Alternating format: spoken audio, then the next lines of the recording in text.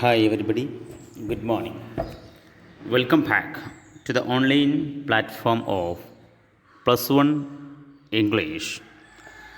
Guys, through the last two classes, we were discussing here on Quest for a Theory of Everything, written by Kitty Gale Ferguson. Am I right? Good. So, friends, today itself I would like to analyze the remaining parts of the same subject or the same chapter. Okay, good. അപ്പോൾ എല്ലാവർക്കും ക്ലാസ്സിലേക്ക് ഹൃദ്യമായ സ്വാഗതം. കഴിഞ്ഞ രണ്ട് ക്ലാസ്സുകളിൽ നമ്മൾ discuss ചെയ്തത് quest for theory of everything എന്ന് പറയുന്ന ചാപ്റ്ററിലെ ഭാഗങ്ങളായിരുന്നു. ആണല്ലോ അല്ലേ? അപ്പോൾ കഴിഞ്ഞ ക്ലാസ്സിൽ നമ്മൾ നിർത്തിയോടുത്തുനിന്നാണ് ഇന്ന് ക്ലാസ് ആരംഭിക്കുന്നത്. നിങ്ങളൊക്കെ എൻ്റെ കൂടെ വേണം കേട്ടോ. ശ്രദ്ധിക്കുക. കിറ്റി ഫെയിൽ ഫെർഗൂസിനെ കുറിച്ചൊക്കെ നമ്മൾ കഴിഞ്ഞ ക്ലാസ്സിലും അതിന് മുമ്പത്തെ ക്ലാസ്സിലൊക്കെ പ്രതിപാദിച്ചിട്ടുണ്ട്. അപ്പോൾ ഇനി ഇതിനെക്കുറിച്ച് കൂടുതൽ പറയേണ്ട. അവസാനം നിർത്തിയത് 65-ൽ 23-ാമത്തെ വയസ്സിൽ ഹോക്കിങ്ങിന് എന്ത് കിട്ടി? ഫെലോഷിപ്പ് കിട്ടി. ഏത് കോളേജിൽ വെച്ച്? KS കോളേജിൽ വെച്ച്. And in July of the same year Jane and he were married. അതേ വർഷം ജൂലൈ മാസത്തിലാണ് ജെയിനും നമ്മളെ സ്റ്റീഫൻ ഹോക്കിങ് തമ്മിൽ മംഗല്യം ചാർത്തിയത് അല്ലേ? മംഗല്യം കഴിക്കാതെ പാട്ടില്ലേ അതിന് സംഗതി കേട്ടോ. അപ്പോൾ നിങ്ങൾ ശ്രദ്ധിക്കുക. അതിനുശേഷം ഇന്ന് നമ്മൾ ആരംഭിക്കുകയാണ്. ഇന്നത്തെ ചാപ്റ്റർ ഇവിടെ തുടങ്ങുകയാണ്.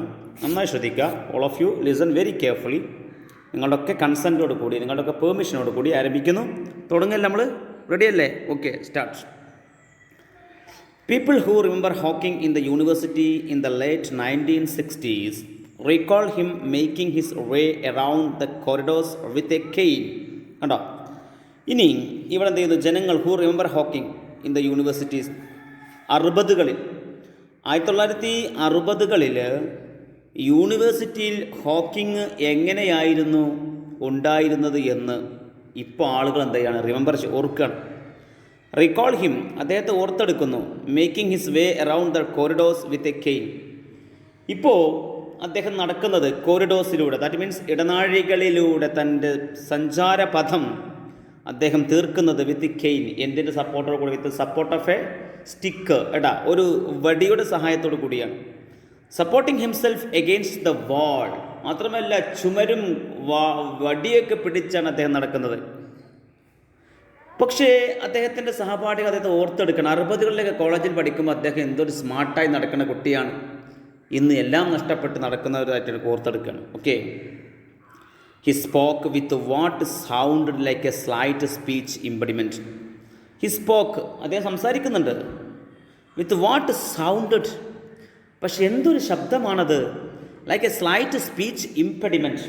ശബ്ദത്തിൽ എന്തോ ഒരു തടസ്സം. ഇംപെഡിമെൻറ്റ് മീൻസ് തടസ്സം നേരിട്ടതുപോലെ ഇങ്ങനെ തോന്നുന്നത്. That means the sound is cannot out. ശബ്ദം പുറത്തേക്ക് അങ്ങോട്ട് വമിക്കുന്നില്ല. പക്ഷേ 60കളിലൊക്കെ ഇദ്ദേഹം കോളേജിലൊക്കെ ഓടിപ്പാടി നടന്നിരുന്ന സംഗതികളൊക്കെ ഇയാളിങ്ങനെ ഇവിടുത്തെ സഹപാഠികൾ ഇങ്ങനെ ആലോചിക്കുകയാണ്. എന്തൊരു സ്മാർട്ടായിരുന്നു. പക്ഷേ ഇന്ന് എല്ലാം നഷ്ടപ്പെട്ടിരിക്കുന്നു. ഇത്രയും മനസ്സിലായി നിങ്ങൾക്ക്? നിങ്ങൾ ശ്രദ്ധിക്കുന്നുണ്ടോ മക്കളെ? എങ്കിൽ ബാക്കി വായിക്കൂ. ബട്ട് മോർ ദാൻ ദാറ്റ്, അതിനേക്കാളൊക്കെ മനോഹരമായി പറയാം, ദേ റിമെമ്പർ, ആ സഹപാഠികൾ എന്ത് ചെയ്യാണ്? റിമെമ്പർ ചെയ്യുന്നു, ഓർത്തെടുക്കുന്നു. His ബ്രാഷ്നസ് means ബോൾഡിനെസ്. അദ്ദേഹത്തിൻ്റെ ആ ഒരു സ്ഥൈര്യം, അദ്ദേഹത്തിൻ്റെ ആ ഒരു ചങ്കൂറ്റം. ഇൻ സെഷനുകളിൽ അല്ലേ, ഒരുപാട് സെഷൻ ഉണ്ടാവും, സെമിനാർ സെഷനുകളൊക്കെ ഉണ്ടാവും. അങ്ങനത്തെ സെഷനുകളിൽ അദ്ദേഹത്തിൻ്റെ brashness means boldness involving some of the world's most distinguished scientist. ഇതൊക്കെയാണ് അദ്ദേഹത്തെ എന്താക്കുന്നത്? ലോകത്തിലെ ഏറ്റവും വ്യത്യസ്തനായ ശാസ്ത്രജ്ഞരിൽ ഒരാളാക്കി തീർത്ത അദ്ദേഹത്തെ ഈ ഒരു ചങ്കൂറ്റമാണ്, ബ്രാഷ്നസ്സാണ്. ഇങ്ങനെയൊക്കെ ഉണ്ടായിട്ടും നടക്കാൻ പോലും ഒരാളുടെ സപ്പോർട്ട് വേണം, അല്ലെങ്കിൽ ഒരു വാള് വേണം, അല്ലെങ്കിൽ ഒരു സ്റ്റിക്ക് വേണം. ഇങ്ങനെയൊക്കെ ഉണ്ടായിട്ട് പോലും സെഷനുകളിൽ അദ്ദേഹം ഒരു പുലിയാണ് എന്നർത്ഥം. ഓക്കെ, ബ്രാഷ്നസ് വല്ലാത്ത സംഭവമാണ്. ക്ലിയറാണോ? നിങ്ങൾ ക്ലിയറാണോ? Okay. While other young researchers, അതേസമയത്ത് മറ്റു യുവ ഗവേഷകർ കെപ്റ്റ് എ റെവറൻഷ്യൽ സൈലൻസ്, അവരൊക്കെ ഒരു മ്ലാനത, അവരൊക്കെ എന്ത് കൊണ്ടുവരും? സെഷനുകളിൽ ഒരു സൈലൻസ് കൊണ്ടുവരും. ഹോക്കിങ്ങിന് അങ്ങനെ സൈലൻസ് ഒന്നുമില്ല. അദ്ദേഹം ഒക്കെ ഡെയറായി തുറന്നടിക്കും, എല്ലാം ഓപ്പണായി പറയും. നമ്മുടെ മറ്റു യുവ റിസർച്ചേഴ്സ് ഒക്കെ റെവറൻഷ്യൽ സൈലൻസ് കൊണ്ടുവരും സെഷനുകളിൽ. എന്നാൽ ഹോക്കിംഗ് ഡയറിംഗ്ലി ആസ്ക്ഡ്. അതേ സമയത്ത് നമ്മളെ ഹോക്കിംഗ് എന്ത് ചെയ്യും? അദ്ദേഹം ഒരു അസുഖബാധിതനാണ് എങ്കിൽ പോലും അദ്ദേഹം ഡയറിംഗ്ലി ആസ്ക്ഡ്, വളരെ ആർജവത്തോടു കൂടി അദ്ദേഹം ചോദിക്കും അൺഎക്സ്പെക്റ്റഡ് ആൻഡ് പെനിട്രേറ്റിംഗ് ക്വസ്റ്റ്യൻസ്. വല്ലാണ്ട് അൺഎക്സ്പെക്റ്റഡായ, ദാറ്റ് മീൻസ് അപ്രതീക്ഷിതമായ, അതോടൊപ്പം തന്നെ പെനിട്രേറ്റിംഗ് ക്വസ്റ്റ്യൻസ്, തുളഞ്ഞു കയറുന്ന, മറ്റുള്ളവരുടെ ഹൃദയത്തെ പിടിച്ചു കുലുക്കുന്ന പെനിട്രേറ്റിംഗ് ക്വസ്റ്റ്യൻസ് അദ്ദേഹം ചോദിച്ചുകൊണ്ടേയിരിക്കും. വളരെ ഡയറിങ്ങായി, വളരെ ബോൾഡായി ചോദിക്കും കേട്ടാ, മറ്റുള്ളവരൊക്കെ നിശബ്ദത പാലിക്കുമ്പോൾ. ഇതാണ് ഹോക്കിങ്ങിനെ വ്യത്യസ്തനാക്കിയത്. മനസ്സിലായോ? He clearly new what he was talking about. എന്നാൽ അദ്ദേഹത്തിന് നന്നായിട്ട് അറിയാമായിരുന്നു. He clearly new what he was talking about. ഞാൻ എന്തിനെക്കുറിച്ചാണ് സംസാരിച്ചു കൊണ്ടിരിക്കുന്നത് എന്ന് അദ്ദേഹത്തിന് അറിയാമായിരുന്നു. അറിയാതെ പറയല്ല, അറിഞ്ഞിട്ട് തന്നെയാണ് പറയുന്നത്. His reputation as A genius, ഒരു ജീനിയസ്, ഒരു പ്രതിഭ എന്ന നിലയിൽ അദ്ദേഹത്തിൻ്റെ റെപ്യൂട്ടേഷൻ, അദ്ദേഹത്തിൻ്റെ ഖ്യാതി, പ്രശസ്തി, എനദർ ഐൻസ്റ്റീൻ ബിഗാൻ ദെൻ, മറ്റൊരു ഐൻസ്റ്റീൻ്റെ തുടക്കമായിരുന്നു എന്ന് പറയാം. മനസ്സിലായി നിങ്ങൾക്ക്? ഇപ്പോൾ ഐൻസ്റ്റീൻ ആണല്ലോ നമ്മൾ ഏറ്റവും കൂടുതൽ വലിയൊരു ശാസ്ത്രജ്ഞനായി കാണുന്നത്, ഗ്രേറ്റസ്റ്റ് സയൻറ്റിസ്റ്റ് അല്ലേ? അപ്പോൾ ഈ 20-ാം നൂറ്റാണ്ടിലെ ഐൻസ്റ്റീൻ ആരെന്ന് ചോദിച്ചാൽ നമുക്ക് ആരെയായിട്ട് സങ്കല്പിക്കാം? ബഹുമാനപ്പെട്ട സ്റ്റീഫൻ ഹോക്കിംഗ് മറ്റൊരു ഐൻസ്റ്റീൻ്റെ പിറവിയായിരുന്നു. ആരുടേത്? നമ്മളെ സ്റ്റീഫൻ ഹോക്കിങ്ങിൻ്റേത്. അത്രയും ഡയറിംഗ് ആയിട്ടുള്ള ചോദ്യങ്ങളും പെനിട്രേറ്റിംഗ് ആയ ക്വസ്റ്റ്യനുകളുമായിരുന്നു അദ്ദേഹം തൊടുത്തു വിട്ടിരുന്നത്. ക്ലിയറാണോ? മനസ്സിലായോ? എൻ്റെ കൂടെ ഉണ്ടോ? ഓക്കെ, എങ്കിൽ നമുക്ക് let's moving on the next paragraph. എല്ലാവരും ശ്രദ്ധിക്കണേ. Read on. In 1980 a practical need for funds launched him into a new enterprise. അദ്ദേഹം പുതിയൊരു സംരംഭം ആരംഭിച്ചു. അതിന് ഫണ്ട് ആവശ്യമായി വന്നു. That was to have far reaching impact on the Hawkings and others all over the world. ഇതായിരുന്നു എന്ത്? ഒരു ഫാർ റീച്ചിങ്, ഒരു കയ്യെത്തിപ്പിടിക്കാൻ കഴിയാത്ത ദൂരത്തിലുള്ള ഒരു ഖ്യാതി, ഇമ്പാക്റ്റ് ഓൺ ദ ഹോക്കിങ്സിലുണ്ടാക്കി, ആൻഡ് അതേഴ്സ്, മറ്റുള്ളവരിലും, ഓൾ ഓവർ ദ വേൾഡ്, ലോകത്തുള്ള മറ്റുള്ള ആളുകളിലും, പിന്നെ ഹോക്കിങ്സിലും ഉണ്ടാക്കി തീർത്ത 80കൾ അദ്ദേഹം ചെയ്ത ഒരു സംഗതി. അത് പുതിയൊരു എൻ്റർപ്രൈസ് ആയിരുന്നു. അതിന് അദ്ദേഹം ഫണ്ട് ലോഞ്ച് ചെയ്തു. എന്താ സംഗതി അറിയത്? He thought of writing a book. അതാണ് സംഗതി. എന്താണ് സംഭവം? അദ്ദേഹം ഒരു പുസ്തകം എഴുതുന്നതിനെക്കുറിച്ച് ചിന്തിച്ചു. He thought of writing a book about the universe. എന്താണ് പുസ്തകത്തെക്കുറിച്ച്? എന്തിനായിരിക്കണം? കഥയല്ല, എബൌട്ട് ദ യൂണിവേഴ്സ്, പ്രപഞ്ചത്തെക്കുറിച്ചുള്ളൊരു പുസ്തകം. മനസ്സിലായല്ലോ? About the most interesting questions that had made him want to study cosmology and quantum theory. ആ പുസ്തകത്തിൽ കൂടുതൽ ഇൻട്രസ്റ്റിംഗ് ക്വസ്റ്റ്യൻസ് ഉണ്ടായിരിക്കണം. വെറുതെ ഇങ്ങനെ പറഞ്ഞു പോലെ ഒരുപാട് ചോദ്യങ്ങൾ ചോദിക്കണം. That had made him want to study cosmology. ഒരു കോസ്മോളജി പഠിക്കുന്ന വിദ്യാർത്ഥിക്ക്, അല്ലെങ്കിൽ ക്വാണ്ടം തിയറി, ദാറ്റ് മീൻസ് ഊർജ്ജ ഗണിക സിദ്ധാന്തം, ഫിസിക്സുമായി റിലേറ്റ് ചെയ്താണ് രണ്ടും കേട്ടാ. കോസ്മോളജി മീൻസ് പിന്നെ പ്രപഞ്ചശാസ്ത്രം എന്നൊക്കെ പറയും കേട്ടാ. ആസ്ട്രോണമിയുടെ ഒരു പാർട്ടാണ് കോസ്മോളജി. അപ്പോൾ ഇതൊക്കെ പഠിക്കാൻ ഉതകുന്ന ഏതൊരു പഠിതാവിനും അതിൽ നിന്ന് എല്ലാം മനസ്സിലാകുന്ന രീതിയിലുള്ളൊരു പുസ്തകം രചിക്കാൻ ആര് തീരുമാനിച്ചു? കമോൺ പറയ്, ആരാണ്? ഹോക്കിങ്സ് തീരുമാനിച്ചു. Okay, good. ഇനി നോക്കൂ, ആ പുസ്തകത്തിൽ എന്തൊക്കെ വേണം? Where did the universe come from? ഇങ്ങനത്തെ ഒരു പുസ്തകം അതുവരെ ഇല്ല. ഇനി ഇങ്ങനെ ഒരു പുസ്തകം ഉണ്ടാവണം. ഒന്നാമത്തെ ചോദ്യം ആ പുസ്തകത്തിൽ where did the universe come from? എങ്ങനെയാണ് ഈ പ്രപഞ്ചം ഉണ്ടാകുന്നത്? എവിടെ നിന്നാണ് ഈ പ്രപഞ്ചം വരുന്നത്? Is the universe infinite? ഈ പ്രപഞ്ചം ഇൻഫിനിറ്റ് ആണോ? ഇങ്ങനെ നീണ്ടു പരന്നിങ്ങനെ പോവുകയാണോ? അതോ or does it have any boundaries? അതോ ഈ പ്രപഞ്ചത്തിന് അതിരുകളുണ്ടോ എന്ന് ചോദ്യം ചോദിക്കുന്നുണ്ട്. Will it come to an end? ഈ പ്രപഞ്ചം അവസാനിക്കുന്നുണ്ടോ? ഇഫ് സോ, അങ്ങനെയുണ്ടെങ്കിൽ ഹൗ? ഇതെങ്ങനെ അവസാനിക്കും എന്നൊക്കെയുള്ള ചോദ്യങ്ങൾ. Is there a complete theory of the universe and everything in? ഇവിടെ യൂണിവേഴ്സിനെ കുറിച്ച്, പ്രപഞ്ചത്തെക്കുറിച്ച് ഒരു കംപ്ലീറ്റ് തിയറി അടങ്ങിയ പുസ്തകം ഇവിടെയുണ്ടോ? ആൻഡ് എവറിഥിങ് ഇൻ ഇറ്റ്, അങ്ങനെ പുസ്തകം ഉണ്ടെങ്കിൽ തന്നെ അതിൽ മുഴുവനായിട്ടും അടങ്ങിയിട്ടുണ്ടോ എന്നൊക്കെയുള്ള ചോദ്യങ്ങളാണ് അദ്ദേഹം ആ പുസ്തകത്തിൽ ചോദിക്കാൻ ഉദ്ദേശിക്കുന്നത്. Okay. Is there A beginning of time? സമയം എന്നാണ് തുടങ്ങിയത്? സമയത്തിന് തുടക്കമുണ്ടോ ചോദിക്കണം. Could time run back? സമയത്തെ പിന്നോട്ട് ചലിപ്പിക്കാൻ കഴിയുമോ? ദാറ്റ് മീൻസ് നമുക്ക് ഇനിയും ചെറുതാവാനോ നമ്മുടെ കുട്ടിക്കാലത്തേക്ക് മടങ്ങാൻ പറ്റുമോ എന്നൊക്കെയുള്ള ചോദ്യങ്ങളൊക്കെ ചോദിക്കാം. അങ്ങനത്തെ ഒരു പുസ്തകം. The book begins by rewinding the great theories of the cosmos from Newton to Einstein. ആ പുസ്തകം തുടങ്ങിയത് എങ്ങനെയാണ്? By rewinding the great theories of cosmos. കോസ്മോസിനെ കുറിച്ചുള്ള വലിയ വലിയ തിയറികൾ റിവൈൻഡ് ചെയ്തുകൊണ്ട്, പ്രപഞ്ചത്തെക്കുറിച്ചുള്ള വലിയ വലിയ തിയറികൾ ആരിൽ നിന്നൊക്കെ? From Newton to Einstein. Newton മുതൽ ഐൻസ്റ്റീൻ വരെയുള്ള ആളുകളുടെ വലിയ കോസ്മോസിനെ കുറിച്ചുള്ള, പ്രപഞ്ചത്തെക്കുറിച്ചുള്ള തിയറികളൊക്കെ വെച്ചുകൊണ്ടാണ് അദ്ദേഹം ആ പുസ്തകം എന്ത് ചെയ്യാൻ ശ്രമിക്കുന്നത്? തുടങ്ങാൻ ശ്രമിക്കുന്നത്. ആര്? Stephen Hawking. പറഞ്ഞു മനസ്സിലായത് നിങ്ങൾക്ക്? നിങ്ങൾ കൂടെ ഉണ്ടോ? Okay. He wrote the book to make science understandable to non scientist. അദ്ദേഹത്തിന് ഒരു ആവശ്യം കൂടി ഉണ്ടായിരുന്നു. ഹി റോട്ട് ദ ബുക്ക്, ആ പുസ്തകം എഴുതി എന്തിനു വേണ്ടിയിട്ട്? To make science understandable. ശാസ്ത്രം എന്താവണം? അണ്ടർസ്റ്റാൻഡബിൾ. ദാറ്റ് മീൻസ് അത് ഏവർക്കും ഗ്രാഹ്യമാകണം, ഏറ്റവും പെട്ടെന്ന് മനസ്സിലാകുന്ന സംഗതിയാവണം ശാസ്ത്രം. പേടിച്ചു കൊടുക്കരുത് ആർക്ക് പോലും. ടു നോൺ സയൻറ്റിസ്റ്റ്സ്, ശാസ്ത്രജ്ഞർ അല്ലാത്ത ആളുകൾക്ക് പോലും ശാസ്ത്രം പെട്ടെന്ന് മനസ്സിലാവുന്ന രീതിയിൽ ഉള്ള ഒരു പുസ്തകമായിരിക്കണം താൻ എഴുതേണ്ടത് എന്നുള്ള ഒരു ചിന്ത കൂടി ആർക്കുണ്ടായിരുന്നു? കമാൺ പറയൂ. Stephen Hawking. മനസ്സിലായല്ലോ? അങ്ങനത്തെ ഒരു പുസ്തകം എഴുതാൻ അദ്ദേഹം തീരുമാനിച്ചു. കേട്ടോ, ശ്രദ്ധിക്കുക. അദ്ദേഹത്തിൻ്റെ പ്രശ്നങ്ങൾ നിങ്ങൾ കണ്ടറിയണം. മക്കളെ ക്ലിയർ അല്ലേ? ക്ലിയർ ആണോ? ഓക്കെ, എങ്കിൽ എൻ്റെ കൂടെ നെക്സ്റ്റ് വായിക്കൂ. Come on.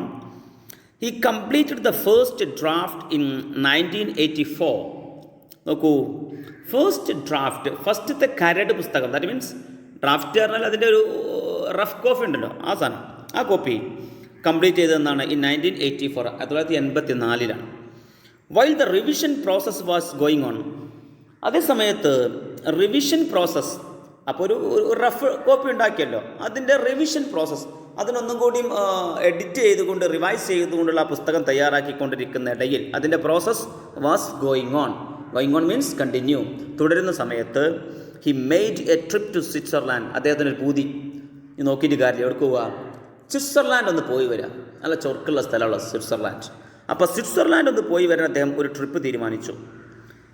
There he was down with pneumonia and was left on a life support system. അതെടുക്കാൻ വേണ്ടിയുള്ളൂ.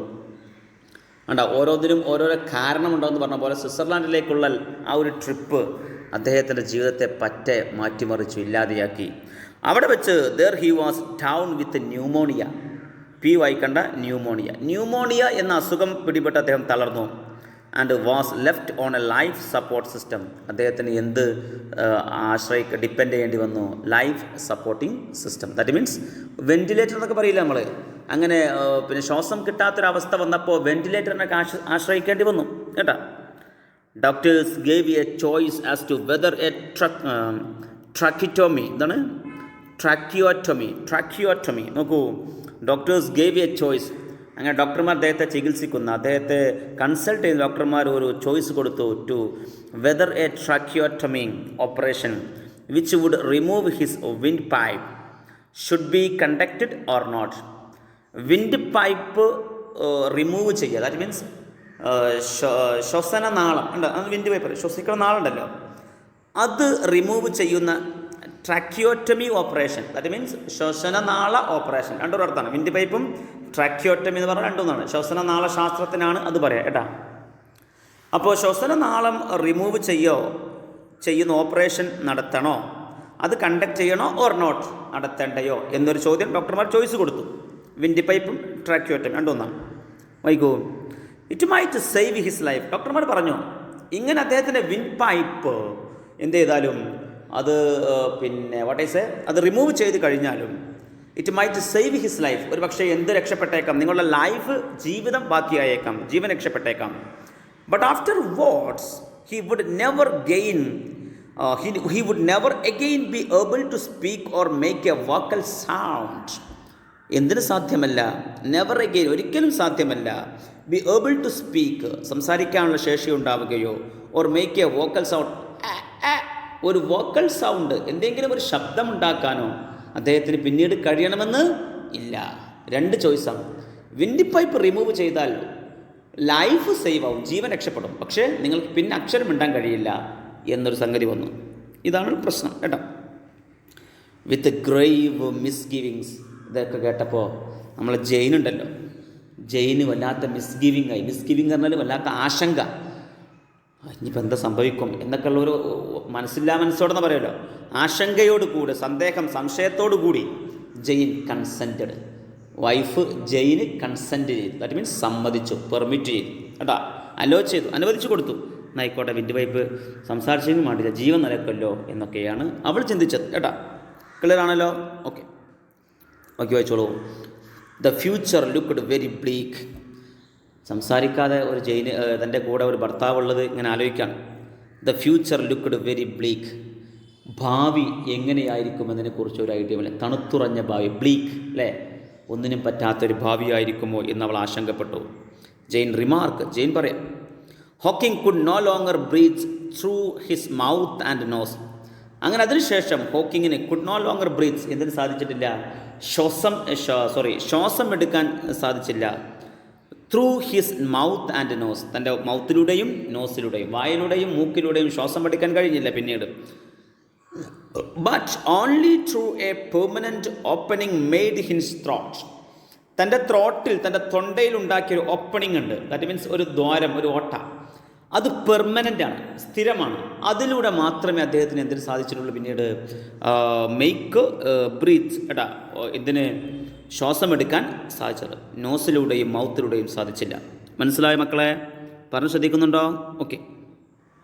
After many weeks of intensive care, അങ്ങനെ ഒരുപാട് ആഴ്ചകൾ, വീക്സുകൾ ഇൻറ്റൻസീവ് കെയറിൽ ഇട്ടു, ദാറ്റ് മീൻസ് തീവ്ര പരിചരണ വിഭാഗത്തിൽ നടത്തിയതിന് ശേഷം ഹി വെൻറ്റ് ഹോം.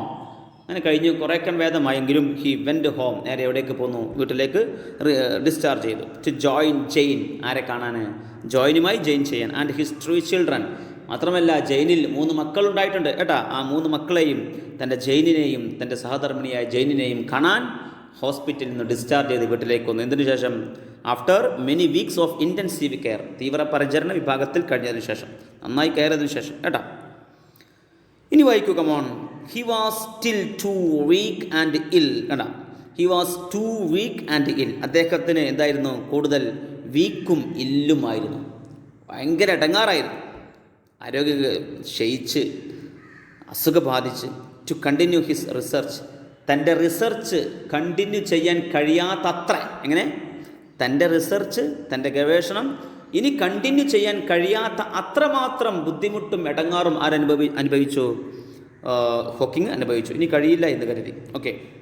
എന്നാൽ അതേ സമയത്ത് നമ്മളെ വാൾട്ട് വോൾട്ടോസ്, ആരാണ്? എല്ലാവരും കണ്ടോ നിങ്ങൾ? Okay. Walt Woltosz a computer എക്സ്പേർട്ടാണ് ഇൻ കാലിഫോർണിയ. അമേരിക്കയിലെ കാലിഫോർണിയയിലുള്ള ഒരു കമ്പ്യൂട്ടർ എക്സ്പേർട്ടാണ് ആര്? Walt Woltosz. അയാൾ സെൻഡ് ഹിം എ പ്രോഗ്രാം, ഒരു പ്രോഗ്രാം അയാൾക്ക് അയച്ചു കൊടുത്തു. ഹി ഹാഡ് ഡെവലപ്ഡ്, ആര് ഉണ്ടാക്കിയ? ഈ വാൾട്ടോസ് തന്നെ ഡെവലപ്പ് ചെയ്ത ഒരു പ്രോഗ്രാം നമ്മളെ ഹോക്കിങ്ങിന് അയച്ചു കൊടുത്തു. കാൾഡ് ദ ഈക്വലൈസർ, അതിൻ്റെ പേരെന്തായിരുന്നു? ഈക്വലൈസർ എന്നായിരുന്നു ഇതിൻ്റെ പേര്. എന്താണ് ആ ഒരു പ്രോഗ്രാമിലെ വിശേഷം എന്താ അറിയോ? വിച്ച് അലൗഡ് ഹോക്കിംഗ്, അത് ഹോക്കിങ്ങിന് സാധിച്ചു കൊടുത്തു to select words from the screen. സ്ക്രീനിൽ ഒരുപാട് വേർഡുകൾ തെളിയും, ആ തെളിയുന്ന വേർഡുകളിൽ നിന്ന് ഒന്ന് സെലക്ട് ചെയ്ത് ഇതാണ് ഞാൻ പറയാൻ ഉദ്ദേശിക്കുന്നത് എന്ന് ഉണ്ടാൻ കഴിയില്ലല്ലോ. അപ്പോൾ സ്ക്രീനിൽ നിന്ന് പല വേർഡുകളും തെളിയുമ്പോൾ അതിൽ നിന്ന് ചില വേർഡുകൾ സെലക്ട് ചെയ്യാൻ ആരെക്കൊണ്ട് സാധിക്കും? ഹോക്കിങ്ങിനെ കൊണ്ട് സാധിക്കും. അങ്ങനത്തെ ഒരു സിസ്റ്റമായിരുന്നു ഈക്വലൈസർ എന്ന് പറയുന്ന സിസ്റ്റം. അത് ആരാ ഡെവലപ്പ് ചെയ്തത്? വോൾട്ടോസ്. അയാൾ ആരാണ്? ഒരു കമ്പ്യൂട്ടർ എക്സ്പേർട്ടാണ്. ഇത് ആർക്ക് സഹായകരമായി? സ്റ്റീഫന് സഹായകരമായി. അദ്ദേഹം സ്ക്രീനിൽ നോക്കി താൻ പറയാൻ ഉദ്ദേശിക്കുന്ന വാക്കുകളൊക്കെ പിക്ക് ചെയ്യും. മനസ്സിലായല്ലോ? പറഞ്ഞു മനസ്സിലായി? നിങ്ങൾക്ക് ശ്രദ്ധിക്കുന്നുണ്ടോ? നിങ്ങളെൻ്റെ കൂടെ ഇല്ലേ? ഓക്കെ, നെക്സ്റ്റ് വായിക്കൂ. He thought he would be unable to finish his book. എന്നാലും അദ്ദേഹം ചിന്തിച്ചു, എന്ത്? He would unable to finish his book, തൻ്റെ പുസ്തകം ഫിനിഷ് ചെയ്യാൻ തന്നെ കൊണ്ട് കഴിയില്ല എന്ന് അദ്ദേഹം ചിന്തിച്ചു. കാരണം പുസ്തകം ഒന്ന് ഡ്രാഫ്റ്റ് എഴുതി അതിനെ വീണ്ടും ചെയ്യുന്ന സമയത്താണ് എന്ത് ചെയ്യേണ്ടത്? സ്വിറ്റ്സർലൻഡിൽ പോയി ന്യൂമോണിയ പിടിപെട്ടത് അല്ലേ? അതുകൊണ്ടാണ് ഇതൊക്കെ ഉണ്ടാവുന്നത്. ഏതായാലും he thought he would be unable to finish his book, തൻ്റെ പുസ്തകം ഫിനിഷ് ചെയ്യാൻ കഴിയില്ല എന്ന് അദ്ദേഹം ചിന്തിച്ചു. എന്നാൽ അവിടെ ഒരു ദൈവദൂതൻ പ്രത്യക്ഷപ്പെട്ടു. വിത്ത് support of his student Brian വിറ്റ് ഉണ്ടോ? ബ്രയാൻ വിറ്റ് എന്ന് പറയുന്ന അദ്ദേഹത്തിൻ്റെ ഒരു സ്റ്റുഡൻ്റ് ഉണ്ട്. ആ സ്റ്റുഡൻറ്റിൻ്റെ സപ്പോർട്ടോട് കൂടെ A brief history of time was published in 1988. 1988 A brief history of time എന്ന് പറയുന്ന ഒരു പുസ്തകം പ്രസിദ്ധീകരിച്ചു. അതാണ് അദ്ദേഹത്തിൻ്റെ ഏറ്റവും വലിയ പുസ്തകം, A brief history of time. 88 ആരുടെ സപ്പോർട്ടോടു കൂടി? അദ്ദേഹത്തിൻ്റെ സ്റ്റുഡൻ്റായ ബ്രയാൻ വിറ്റിൻ്റെ. മനസ്സിലായോ നിങ്ങൾക്ക്? ഓക്കെ. എന്നാൽ September 2005 saw the release of an abridged version of the original book. Original പുസ്തകത്തിൻ്റെ, ദാറ്റ് മീൻസ് 88 പ്രസിദ്ധീകരിച്ച ഒറിജിനൽ പുസ്തകത്തിൻ്റെ ഒരു എബ്രിഡ്ജ്ഡ് വേർഷൻ എന്ന് പറഞ്ഞാൽ പിന്നെ ചുരുക്കിയ പതിപ്പ് എന്ന് പറഞ്ഞാൽ കുറച്ച് കൊണ്ടുവന്നു, സംഗ്രഹിച്ചു, അതിനൊന്ന് ചെറുതാക്കി. ആ ഒരു വേർഷൻ ഇറക്കി 2005. അതിൻ്റെ റിലീസും അദ്ദേഹം കണ്ടു. This version was updated to address the new issues that had arisen due to further scientific developments. പുതിയ കൂടുതൽ ശാസ്ത്രീയ പുരോഗതിയുടെ ഉയർന്നു വരുന്ന ചോദ്യങ്ങളുടെയും അതിനൊക്കെ അഡ്രസ്സ് ചെയ്യുന്ന ഒരുപാട് സമസ്യകൾക്ക് പൂരണം കണ്ടെത്തുന്ന പുസ്തകമായിരുന്നു ഇത്. 2005 ഇറക്കിയ അബ്രിഡ്ജ്ഡ് വേർഷൻ, ദാറ്റ് മീൻസ് അതിൻ്റെ ചുരുക്കിയ പതിപ്പ്. ഓക്കെ, മനസ്സിലായോ നിങ്ങൾക്ക്? നിങ്ങൾ ശ്രദ്ധിക്കുന്നുണ്ടോ? ഓക്കെ അല്ലേ മക്കളെ? ക്ലിയർ ആണോ? Okay, good, thank you. ഇനി നെക്സ്റ്റ് പേര എല്ലാവരുടെ കൂടെ വായിക്കൂ. Come on. One will encounter a multitude of paradoxes in the book. ആ പുസ്തകം നിങ്ങൾ വായിച്ചു കഴിഞ്ഞാൽ, ഏത് പുസ്തകം? A brief history of time എന്ന പുസ്തകം നിങ്ങൾ വായിച്ചു കഴിഞ്ഞാൽ നിങ്ങൾ എൻകൗണ്ടർ ചെയ്യും, നിങ്ങൾക്ക് കണ്ടെത്തേണ്ടി വരും, നിങ്ങൾ കണ്ടുമുട്ടേണ്ടി വരും എ മൾട്ടിറ്റ്യൂഡ് ഓഫ് പാരഡോക്സസ്. ഒരുപാട്, മൾട്ടിറ്റ്യൂഡ് മീൻസ് ഒരുപാട്, ധാരാളം. പാരഡോക്സസ് വിരോധാഭാസങ്ങൾ, വിപരീതങ്ങൾ, ഒരുപാട് വിരോധാഭാസങ്ങൾ നിങ്ങൾക്കതിൽ കാണാൻ സാധിക്കും. In science and with people, ശാസ്ത്രവും ജനങ്ങളും എന്നത് things are often not what they seem. എന്തല്ല, ജനങ്ങൾ കാണുന്നത് പോലെയല്ല. ദാറ്റ് മീൻസ് ശാസ്ത്രത്തിൽ നമ്മൾ കാണുന്നത് പോലെയല്ല, ശാസ്ത്രത്തിൻ്റെ ഉള്ളിലേക്കാണ് പോകുമ്പോൾ. നമ്മൾ ഒരുപാട് ചിന്തകളുണ്ട്, അങ്ങനെ ആയിരിക്കും. അത് അങ്ങനെ അല്ല. ഇവിടെ എത്തുമ്പോൾ നമ്മൾ ആ പുസ്തകത്തിനുള്ളിലേക്ക് ഇറങ്ങിച്ചെല്ലുമ്പോൾ ഒരുപാട് വിരോധാഭാസങ്ങൾ കാണാൻ സാധിക്കും. And pieces that ought to fit together refuse to do so. നമ്മൾ ഒരുമിച്ച് അതിനെ ചിലപ്പോൾ നിരസിച്ചോ റെഫ്യൂസ് ചെയ്യുക, ദാറ്റ് മീൻസ് ഒഴിവാക്കുക. ഇതിങ്ങനെയല്ലല്ലോ, ഇതിങ്ങനെയല്ലേ എന്നൊക്കെയുള്ള ചിന്തകളൊക്കെ ഉണ്ടായി തീർന്നേക്കാം പുസ്തകം വായിക്കുമ്പോൾ. You will learn that beginnings may be endings. കണ്ടാ, അപ്പോൾ ഒന്നാമത് പറഞ്ഞത് റെഫ്യൂസ് ചെയ്യാം. നമ്മൾ കാണുന്നതും നമ്മൾ മനസ്സിലായതും ശാസ്ത്രത്തിലേക്ക് ഇറങ്ങി ചെല്ലുമ്പോൾ ഉണ്ടാകുന്ന വ്യത്യാസങ്ങൾ, പാരഡോക്സുകൾ. കേട്ടാ, ഒന്ന്, U will learn that beginnings may be endings.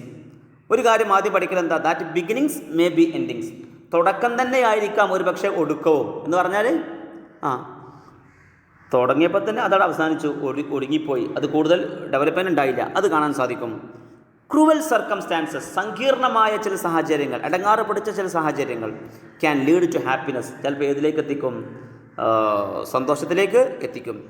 Although fame and success may not. ഒരു പക്ഷേ ഫെയിം, പ്രശസ്തിയും വിജയവും ഒന്നും മേ നോട്ട് എന്തിലേക്ക് എത്തിക്കൂല?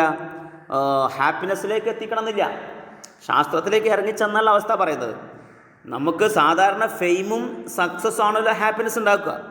പക്ഷേ ശാസ്ത്രത്തിൽ നമ്മളെ ഫെയിം, പ്രശസ്തിയും സക്സസ്സും വിജയമൊന്നും എന്തുണ്ടാവണമെന്നില്ല? ഹാപ്പിനെസ് ഉണ്ടാവണമെന്നില്ല. ഹാപ്പിനെസ് ഉണ്ടാവുന്നത് ചിലപ്പോൾ ക്രൂവൽ സർക്കംസ്റ്റാൻസസ് ആയിരിക്കും. ദാറ്റ് മീൻസ് ഇടങ്ങാറ് പിടിച്ച സാഹചര്യങ്ങളായിരിക്കും ചിലപ്പോൾ സന്തോഷം കൊണ്ടുവരിക. പറയാൻ കഴിയില്ല. അതാണ് ശാസ്ത്രത്തിൻ്റെ അവസ്ഥ. Two great scientific theories taken together seem to give us nonsense. രണ്ട് ഗ്രേറ്റ് സയൻറ്റിഫിക് തിയറീസ്, രണ്ട് വലിയ ശാസ്ത്രീയ തിയറികൾ ടേക്കൺ ടുഗെദർ ഒരുമിച്ചെടുത്തു കഴിഞ്ഞാൽ seem to give us nonsense. ഒരു പക്ഷെ നമുക്ക് എന്തായി തോന്നിയേക്കാം? നോൺസെൻസ്, അബദ്ധമായി തോന്നിയേക്കാം. അതാണ് ഇതിലെ പാരഡോക്സുകൾ. ശാസ്ത്രത്തിലെ രണ്ട് തിയറികൾ, നമ്മൾ രണ്ട് വലിയ തിയറികൾ എടുത്തുകൊണ്ട് ഒന്നാക്കി എടുത്തു. അപ്പോൾ നമുക്കതിൽ എന്ത് കാണാം? നോൺസെൻസ്, അബദ്ധങ്ങൾ കണ്ടേക്കാം. കേട്ടോ, empty space is not empty. Empty space എന്ന് പറഞ്ഞ സ്പേസ് ഉണ്ട്, എം ടി സ്പേസ്, ഒഴിഞ്ഞ സ്ഥലം. പക്ഷേ അതെന്താവില്ല? ഈസ് നോട്ട് എം ടി, അത് എം ടി ആവണമെന്ന് ഇല്ല. ഇതൊക്കെ ഒരു പാരഡോക്സാണ്. Black holes are not black. Black holes എന്ന് പറയുന്നത് അല്ലേ, നക്ഷത്രങ്ങളുടെ അവസാനം ചെന്ന് പതിക്കുന്ന ബ്ലാക്ക് ഹോളിലാണ് അല്ലേ. നക്ഷത്രങ്ങളുടെ ഗ്രാവിറ്റി കുറയുമ്പോൾ ഈ ബ്ലാക്ക് ഹോൾ എന്ത് ചെയ്യും? തൻ്റെ ഗ്രാവിറ്റി കൂട്ടിയിട്ട്, ഗുരുത്വാകർഷണം കൂട്ടിയിട്ട് നക്ഷത്രങ്ങൾ തൻ്റെ ഹോളിലേക്ക് വലിച്ചിടും. പറഞ്ഞാൽ മനസ്സിലായില്ലേ? അതാണ് ബ്ലാക്ക് ഹോൾ. ഈ black holes are not black, അത് എന്താവണമെന്നില്ല, അതിൻ്റെ കളറ് ബ്ലാക്ക് ആവണം എന്നില്ല. ഇതൊക്കെ പാരഡോക്സുകളാണ്. മനസ്സിലായോ? And a man whose appearance inspires shock and pity takes us laughing to where the boundaries of time and space ought to be, but are not. എന്നാൽ ഒരു മനുഷ്യൻ അദ്ദേഹത്തിൻ്റെ വേഷവിധാനം അപ്പിയറൻസ് ഇൻസ്പയേഴ്സ് ഷോക്ക്, നമുക്കെന്താവും ഷോക്കായി തോന്നിയേക്കാം, ആൻഡ് പിറ്റി സഹതാപമായി തോന്നിയേക്കാം, ടേക്സ് എസ് ലോഫിങ്. അപ്പോൾ ഒരാളെ കാണുമ്പോൾ അയാളെ വേഷവിധാനം കാണുമ്പോൾ അയാളുടെ ലുക്ക് കാണുമ്പോൾ ഒരു പക്ഷേ നമുക്ക് ചിരി വന്നേക്കാം അല്ലേ. അങ്ങനത്തെ ആളുകൾ to where the boundaries of time and space ought to be, കാലത്തിൻ്റെയും സ്പേസിൻ്റെയും ഒക്കെ ബൗണ്ടറീസുകൾക്കപ്പുറം പിന്നെ ഒരാളെ കാണുമ്പോൾ നമ്മൾ അയാളെ ജഡ്ജ് ചെയ്യും, അയാളെങ്ങനെയാണെന്നുള്ളത് ഉണ്ടാവുമല്ലോ. ആ ജഡ്ജ്മെൻറ്റ് തെറ്റായേക്കാം, ബട്ട് ആർ നോട്ട്. പക്ഷെ നമ്മൾ ജഡ്ജ് ചെയ്ത പോലെ ആവില്ല. ഇപ്പോൾ ഉദാഹരണത്തിന് നമ്മളെ ആരെപ്പോലും സ്റ്റീഫൻ ഹോക്കിങ്ങിനെ പോലും ജെയിൻ ഫസ്റ്റ് ജഡ്ജ് ചെയ്തു അല്ലേ. അയാൾ കണ്ടപ്പോൾ ഹോസ്പിറ്റലിലേക്ക് പോകുന്നതിന് മുമ്പാണ് കാണുന്നത് അല്ലേ. ആ സമയത്ത് ജഡ്ജ് ചെയ്ത് എങ്ങനെയാണ്, എക്സെൻട്രിക്, ആളൊരു എക്സെൻട്രിക് ആണ് അല്ലേ, വല്ലാത്തൊരു സംഗതിയാണ്. മാത്രമല്ല എന്താ പറഞ്ഞത്, അരോഗൻ്റ് അല്ലേ, അരോഗൻ്റ് എക്സെൻട്രിക് എന്നൊക്കെ പറഞ്ഞിരുന്നു. എന്നാൽ ഒന്നിനും കൊള്ളാത്ത ഒരു ദേഷ്യക്കാരനായ ആൾ എന്നൊക്കെയാണ് പറഞ്ഞിരുന്നത്. പക്ഷേ അയാളെ പോലെ ആയിരുന്നോ ജെയിന്? അല്ല, സോറി ഹോക്കിങ് അല്ല. ജെയിന് എന്താണോ ജഡ്ജ് ചെയ്ത് അത് നേരെ ഓപ്പോസിറ്റ് ആയിരുന്നു ആര്, നമ്മളെ സ്റ്റീഫൻ ഹോക്കിങ്. അപ്പം നമ്മൾ ഒരാളെ കുറിച്ച് ജഡ്ജ് ചെയ്ത് കഴിഞ്ഞാൽ ബട്ട് ആർ നോട്ട്, അങ്ങനെയാവണമെന്ന് ഇല്ല എന്നർത്ഥം കേട്ടോ. ഇതൊക്കെയാണ് സ്റ്റീഫൻ ഹോക്കിങ് തൻ്റെ പുസ്തകത്തിൽ പറയുന്ന പാരഡോക്സുകളെന്ന് പറയുന്നത്. Okay, understood, good. ഇനി നിങ്ങൾക്ക് ഇത്രയും മനസ്സിലായെങ്കിൽ മൂവിങ് ഓൺ നെക്സ്റ്റ് പാരഗ്രാഫ്, അവസാന പാരഗ്രാഫിലേക്ക് എൻ്റെ കൂടെ എല്ലാവരും കമൺ. ആ ലാസ്റ്റ് കുട്ടി മോളെ ഇവിടെ ശ്രദ്ധിക്കൂ, come on. It is of course a miracle, പറയാതെ വയ്യ, ഇറ്റ്സ് എ മിറക്കിൾ. ഇതെന്താണ്, ഒരു അത്ഭുതമാണ്. That Hawking has been able to achieve everything he has അല്ലേ. അദ്ദേഹത്തിൻ്റെ എല്ലാ കാര്യങ്ങളും, അദ്ദേഹം സ്വപ്നം കണ്ട എല്ലാം അദ്ദേഹം അച്ചീവ് ചെയ്തു, നേടിയെടുത്തു എന്നുള്ളത് ഹോക്കിങ്ങിനെ സംബന്ധിച്ച്, ഹോക്കിങ്ങിനെ പോലെയുള്ള ഒരാളെ സംബന്ധിച്ചിടത്തോളം ഇറ്റ് ഈസ് മിറക്കിൾ. അതെന്താണ്, അത് വല്ലാത്തൊരു അത്ഭുതമാണ്. എല്ലാം ഉണ്ടായിട്ടും പൂർണ്ണനായിട്ട് പോലും നമുക്കൊന്നും ചെയ്യാൻ സാധിക്കുന്നില്ല. പക്ഷേ ഒക്കെ ഒന്നുമില്ലാതെ ഒരു വീൽ ചെയറിൽ നടക്കുന്ന ഒരു മനുഷ്യന് എല്ലാം സാധിച്ചു എന്നത് അതൊരു മിറക്കിളാണ്.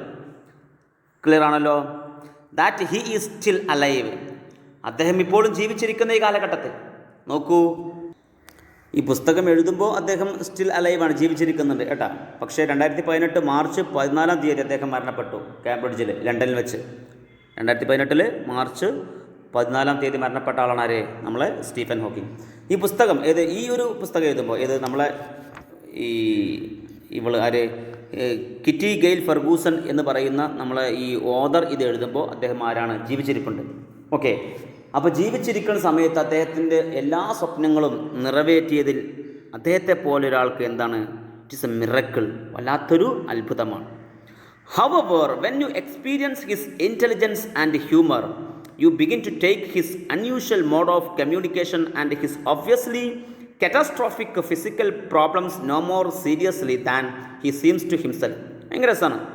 However, എങ്ങനെയായാലും when you experience his intelligence, നിങ്ങൾ അദ്ദേഹത്തിൻ്റെ ബുദ്ധി കൂർമ്മത ഒന്ന് അനുഭവിച്ചറിഞ്ഞാൽ, ഇൻ്റലിജൻസ് ഒന്ന് എക്സ്പീരിയൻസ് ചെയ്താൽ, ആൻഡ് ഹ്യൂമർ, അദ്ദേഹത്തിൻ്റെ തമാശ സ്വഭാവങ്ങളൊക്കെ, you begin to take his unusual mode of communication, നിങ്ങളും ഒരു പക്ഷേ എടുക്കാൻ ചാൻസ് ഉണ്ട് അദ്ദേഹത്തിൻ്റെ അസാധാരണമായ മോഡ് ഓഫ് കമ്മ്യൂണിക്കേഷൻ.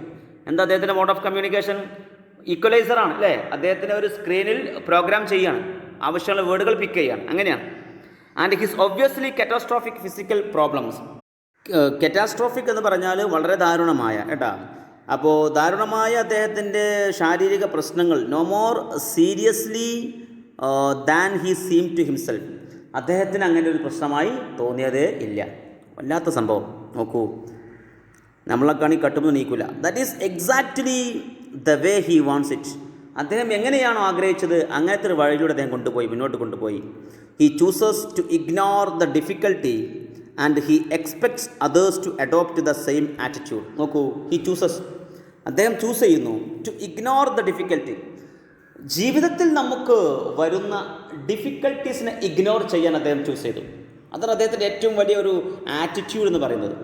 എപ്പോഴും മനുഷ്യന് നെഗറ്റീവ് ഉണ്ടാവണമെന്നില്ല, എന്നാൽ നെഗറ്റീവിനെ പോസിറ്റീവാക്കി മാറ്റുക എന്നുള്ളതാണ്. ഇവിടെ ഏറ്റവും ഒരു ബെസ്റ്റ് എക്സാമ്പിളാണ് നമ്മൾ സ്റ്റീഫൻ ഹോക്കിങ്. ജീവിതത്തിൽ തുടക്കത്തിൽ തന്നെ, ദാറ്റ് മീൻസ് അദ്ദേഹത്തിൻ്റെ കുട്ടിക്കാലം അല്ലേ, ഓക്സ്ഫോർഡിൽ പഠിക്കുമ്പോഴാണ് ലേസ് കെട്ടാൻ ഇടങ്ങാറായത്. ഷൂവിൻ്റെ ലേസ് കെട്ടാൻ 2-3 പ്രാവശ്യം വീണും ചെയ്തു അല്ലേ? അപ്പോൾ ഇങ്ങനെ ഒരു കുട്ടിക്കാലത്ത് തന്നെ ഒരുപാട് ഡിഫിക്കൽട്ടീസ്, അഡ്വേഴ്സിറ്റീസ്, ബുദ്ധിമുട്ടുകൾ അനുഭവിച്ച ഇദ്ദേഹം, അതാണ് അദ്ദേഹത്തിൻ്റെ ജീവിതത്തിൽ ഫുള്ള് നെഗറ്റീവാണ്. ആ നെഗറ്റീവിനൊക്കെ പോസിറ്റീവ് ആക്കാൻ അദ്ദേഹം ചൂസ് ചെയ്തു. ഇഗ്നോർ ദ ഡിഫിക്കൽറ്റിനെ അവഗണിക്കാൻ. ആൻഡ് ഹി എക്സ്പെക്ട്സ് അതേഴ്സ്, മാത്രമല്ല അതേഴ്സിനെ അദ്ദേഹം പ്രതീക്ഷിക്കുന്നു. ദാറ്റ് മീൻസ് മറ്റുള്ളവരിലും അദ്ദേഹം, നമ്മളിലൊക്കെ അദ്ദേഹം പ്രതീക്ഷിക്കുന്നു to adopt the same attitude. താൻ എന്താണോ, ഏതൊരു ആറ്റിറ്റ്യൂഡാണോ അഡോപ്റ്റ് ചെയ്തത് അതേ ആറ്റിറ്റ്യൂഡ് അഡോപ്റ്റ് ചെയ്യാൻ. ദാറ്റ് മീൻസ് എൻ്റെ നെഗറ്റീവൊക്കെ ഞാൻ പോസിറ്റീവാക്കി മാറ്റി. അതേപോലെ നിങ്ങൾക്ക് ജീവിതത്തിൽ എന്തെങ്കിലും നെഗറ്റീവ്സ് ഉണ്ടെങ്കിൽ അതോ അറിഞ്ഞുകൊണ്ടല്ല, അത് നെഗറ്റീവിന് എന്ത് ചെയ്യുക, പോസിറ്റീവാക്കി മാറ്റിയിട്ട് ലോകം കീഴടക്കാൻ നിങ്ങളെ കൊണ്ട് കഴിയണം എന്നുള്ള ഒരു മെസ്സേജ്, ഒരു സന്ദേശമാണ് ആര് ഡെലിവർ ചെയ്യുന്നത്, ആര് കൺവേ ചെയ്യുന്നത്? കമോൺ, നമ്മുടെ സ്റ്റീഫൻ ഹോക്കിംഗ്. അപ്പോൾ അദ്ദേഹത്തിൻ്റെ മെസ്സേജ് മനസ്സിലായില്ലേ? എന്താണ്? He chooses to ignore the difficulty and he expects others to adopt the same attitude. Okay അല്ലേ? ഓക്കെ, എങ്ങനെയാണെങ്കിൽ ലാസ്റ്റ് പാരഗ്രാഫിലേക്ക് എല്ലാവരും എൻ്റെ കൂടെ വാ. Come on. Stephen Hawking has overcome his cripplings. തൻ്റെ കഷ്ടപ്പാടുകളെ, ക്രിപ്ലിങ്സിനെ അദ്ദേഹം ഓവർകം ചെയ്യുകയാണ്, തരണം ചെയ്തിട്ടുണ്ട്. ക്രിപ്ലിംഗ് ഡിസീസ്, അല്ലേ? തന്നെ ചുരുക്കിക്കളഞ്ഞ, അല്ലേ? താൻ വലിയൊരു മനുഷ്യനങ്ങനെ ചുരുങ്ങിപ്പോയി. ആ ക്രിപ്ലിംഗ് ഡിസീസിനെ അദ്ദേഹം ഓവർകം ചെയ്യുകയാണ്. To become the supernova of world physics. ലോക ഫിസിക്സിൻ്റെ സൂപ്പർനോവ എന്ന ഒരു താരപരിവേഷമാണ് ആർക്ക് ലഭിക്കുന്നത്? കമോൺ, സ്റ്റീഫൻ ഹോക്കിംഗ്, അല്ലേ? തൻ്റെ അസുഖങ്ങൾ തന്നെ ക്രിപ്പിൾ ചെയ്തു, തന്നെ ചുരുക്കി കൊണ്ടുവന്നു, ഇല്ലാതെയാക്കാൻ ശ്രമിച്ചു. പക്ഷെ അതിനെ അദ്ദേഹം ഓവർകം ചെയ്തു. അദ്ദേഹം അതിനെ ഡെയർ ചെയ്തു, ഫേസ് ചെയ്ത് നേരിട്ടു, അതിനെ തരണം ചെയ്തു. അദ്ദേഹം ആരായി മാറി? വേൾഡ് ഫിസിക്സ്, ലോക ഊർജ്ജതന്ത്രത്തിൻ്റെ, ഫിസിക്സിൻ്റെ സൂപ്പർനോവ എന്ന ഒരു പെൻ നെയിം, അല്ലെങ്കിൽ എന്താ പറയുക, അദ്ദേഹത്തിന് ഒരു സെക്കൻഡ് നെയിം പേര് കിട്ടി. എന്താ? സൂപ്പർനോവ ഓഫ് വേൾഡ് ഫിസിക്സ്, ലോക ഫിസിക്സിൻ്റെ സൂപ്പർനോവ എന്നാണ് അറിയപ്പെട്ടത്. സൂപ്പർനോവ എന്ന് പറഞ്ഞാൽ എന്താണ്? അതൊരു സ്റ്റാറാണ്, അല്ലേ? ദാറ്റ് മീൻസ് അത് നന്നായി പ്രകാശിക്കണമെങ്കിൽ അത് ഒരു എക്സ്പ്ലോഷൻ വേണം. സൂപ്പർനോവ ഒന്ന് എന്ത് ചെയ്താൽ എക്സ്പ്ലോഷൻ, ഒരു സ്ഫോടനം ഉണ്ടായിക്കഴിഞ്ഞാൽ പിന്നെ ആ സൂപ്പർനോവ നക്ഷത്രം നന്നായി പ്രകാശിക്കും, പെരും പ്രകാശിക്കാറ്, അപ്പോൾ വല്ലാത്ത ജാതി. പക്ഷേ അവിടെ ഒരു എക്സ്പ്ലോഷൻ ഉണ്ട്, അല്ലേ? നെഗറ്റീവ് ഉണ്ട്, അപ്പോഴാണ് പോസിറ്റീവ് വന്നത്.